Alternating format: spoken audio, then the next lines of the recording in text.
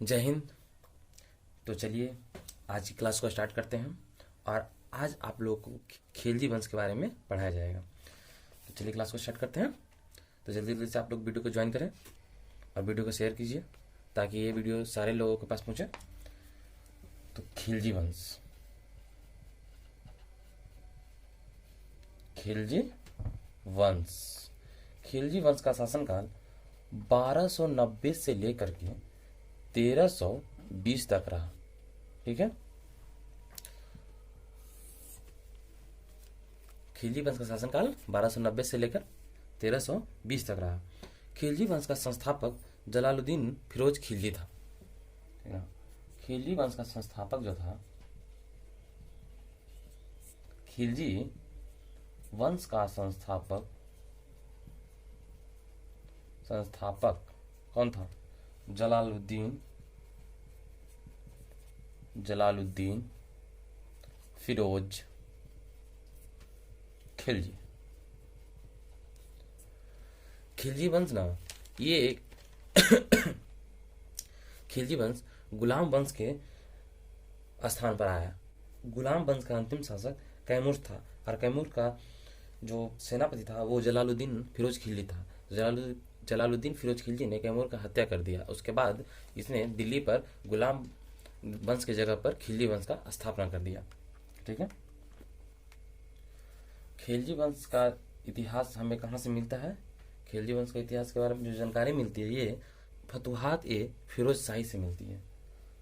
खिलजी वंश के इतिहास की जानकारी हमें फतुहात ए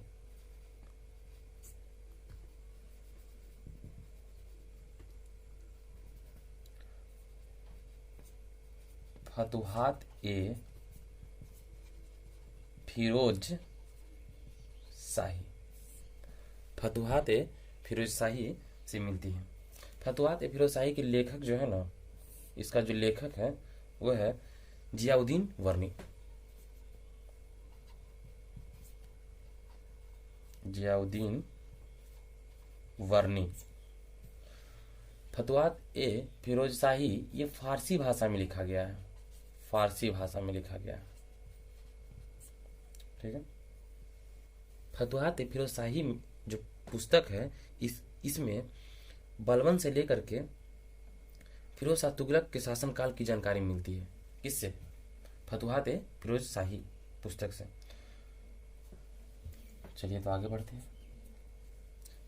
जलालुद्दीन फिरोज खिलजी का जन्म 1220 ईस्वी में कालात शहर, ये कालात शहर जो है ये अफगानिस्तान में पड़ता है, वहां हुआ था।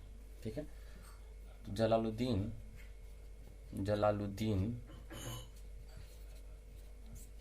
फिरोज खिलजी का जन्म 1220 ईस्वी में कालात शहर में हुआ। ये जो शहर है ना ये अफगानिस्तान में है। जलालुद्दीन फिरोज खिलजी की पुत्री जो थी इसका नाम मलिक ए जहां था। मलिक ए जहां, पुत्री जो थी इसका पुत्री का नाम मलिक ए जहां था। इसी की पुत्री से मलिक ए जहां से शादी अलाउद्दीन खिलजी ने किया था। ठीक ना, मलिक ए जहां से जो निगाह किया कौन किया? ये किया अलाउद्दीन खिलजी।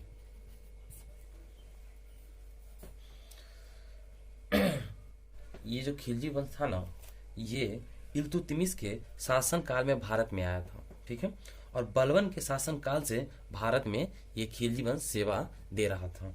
ठीक है ना, कैकुबाद ने जलालुद्दीन फिरोज खिलजी को शाहिस्ता खां की उपाधि से नवाजा था। तो जलालुद्दीन फिरोज खिलजी को कौन सी उपाधि से नवाजा कैकुबाद? जलालुद्दीन फिरोज खिलजी को कौन सी उपाधि मिला? ये मिला शाइस्ता। खां की उपाधि मिला। शाइस्ता खां की जो उपाधि दिया किसने दिया? ये दिया कैकुवाद ने उपाधि दिया। ठीक है। जलालुद्दीन फिरोज खिलजी ने मलिक छज्जू को कटमानपुर का सूबेदार बना दिया, और मलिक छज्जू ये बलबन का भतीजा था, ठीक ना। और मलिक छज्जू जब वहाँ का सूबेदार बना तो वो खुद को राजा समझने लगा और उसने अपने ही नाम का सिक्का चलवा दिया। ठीक है। तो जलालुद्दीन फिरोज खिलजी ने मलिक छज्जू को पद से हटा दिया, बोला कि ये तो फिर मेरे ही पैर काटने पे लगा हुआ है। मलिक छज्जू को जलालुद्दीन फिरोज खिलजी ने कटमानिकपुर से सूबेदारी हटा दिया और यहाँ का सूबेदार अलाउद्दीन खिलजी को बना दिया। ठीक है। तो अलाउद्दीन खिलजी को कहाँ का सूबेदार मिला? तो ये मिला कटमानीपुर का। तो अलाउद्दीन खिलजी का सूबेदार मिला, अलाउद्दीन खिलजी के सूबेदार मिला कटमानीपुर का। ये पहले यहाँ मलिक छज्जू रहता था, तो मलिक छज्जू को हटा करके जलालुद्दीन फिरोज खिलजी ने अलाउद्दीन खिलजी को दे दिया, क्योंकि अलाउद्दीन खिलजी जलालुद्दीन का दामाद भी था और एक तरह से उसका सेनापति भी था। तो वो यहाँ का सूबेदारी, कटमानपुर का सूबेदारी अलाउद्दीन खिलजी को दे दिया। ठीक ना। तो चलिए आगे बढ़ते हैं।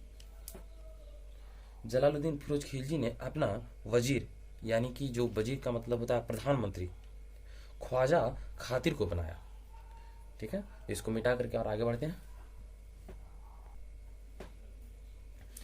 जलालुद्दीन फिरोज खिलजी का वजीर, जलालुद्दीन फिरोज खिलजी का वजीर, वजीर का मतलब होता है प्रधानमंत्री, प्रधानमंत्री। इसका जो वजीर था ये था ख्वाजा खातिर। कौन था? ख्वाजा खातिर था। सबसे पहले भारत में खिलजी वंश ने हिंदुओं को उच्च पद पर बैठाया था, ठीक ना। सबसे पहले हिंदुओं को उच्च पद पर किसने बैठाया? तो ये खिलजी वंश ने बैठाया था। खिलजी वंश ने सबसे पहले हिंदुओं को ऊंचे पद पर बैठाया, ऊंचे पद पर बैठाया। 1292 से 1293 के बीच उलुग खां के नेतृत्व में मंगोल आक्रमण हुआ जलालुद्दीन फिरोज खिलजी पर। ठीक है। तो सबसे पहले खिलजी वंश की स्थापना हुआ और 1292 या 1293 के बीच में ही इस पे मंगोल आक्रमण हो गया। ठीक है। तो जलालुद्दीन फिरोज खिलजी का जो अभियान था उसके बारे में देखते हैं। सबसे पहले 1292 ईस्वी में जलालुद्दीन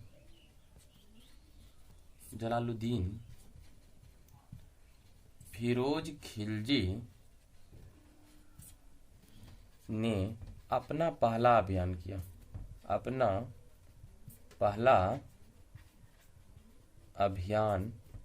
किया। कब किया? 1292 ईस्वी में। ये क्या किया था? ये रणथंभौर के किले पे किया, किले पर।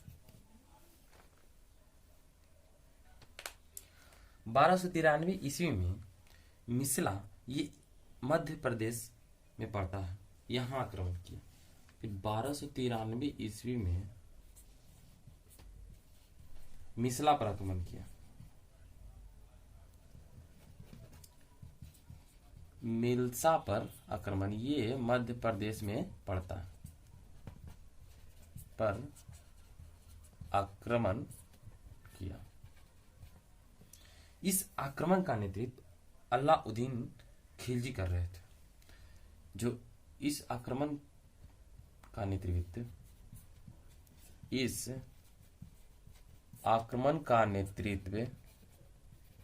कौन कर रहे थे? तो अलाउद्दीन खिलजी।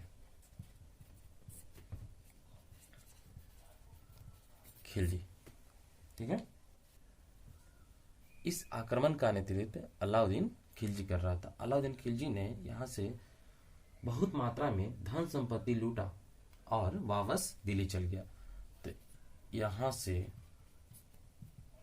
बहुत मात्रा में धन संपत्ति लूटा। अब आ जाइए 1296 ईस्वी।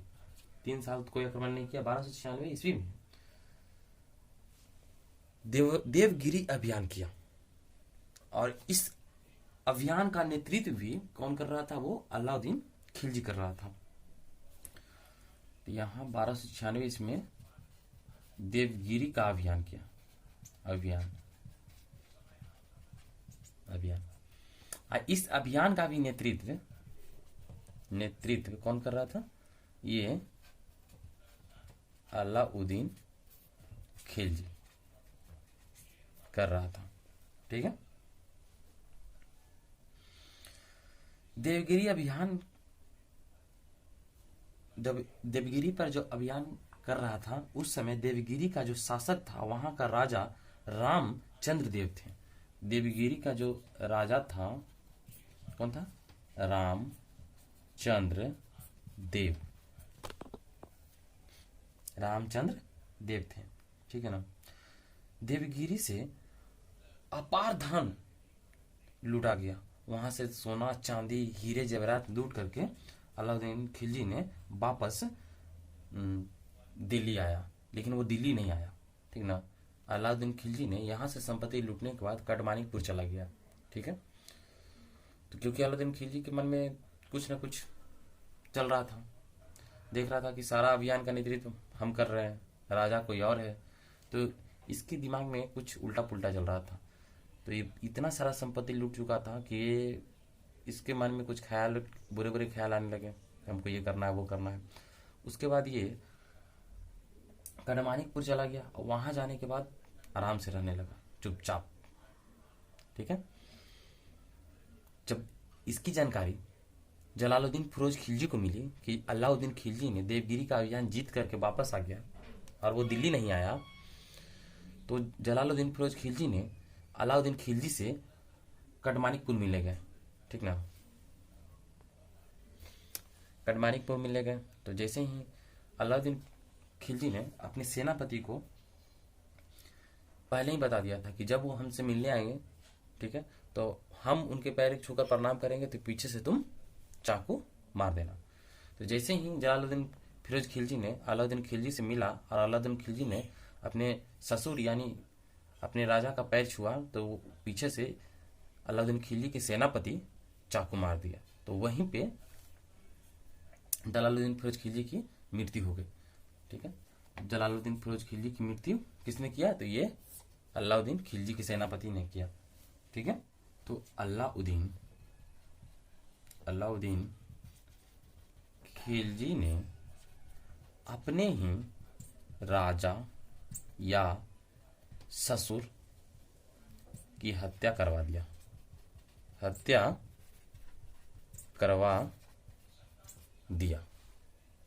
ठीक है, तो अब दिल्ली का राजा कौन बनेगा वो आपको भी पता है।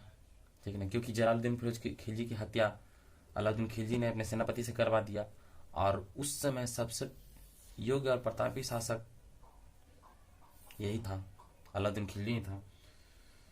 तो चलिए नेक्स्ट क्लास में अलाउद्दीन खिलजी के बारे में पढ़ेंगे हम लोग। तो इस वीडियो को शेयर कीजिए, लाइक कीजिए और चैनल को सब्सक्राइब कीजिए। ना ही आप लोग वीडियो को शेयर कर रहे हैं और ना ही वीडियो को लाइक भी करते हैं। तो आपको कैसा लगा वीडियो ये कमेंट्स करके बताइए, ठीक है। तो अगले क्लास में आप लोगों को अलाउद्दीन खिलजी के बारे में पढ़ाया जाएगा। चलिए मिलते हैं नेक्स्ट क्लास में। जय हिंद।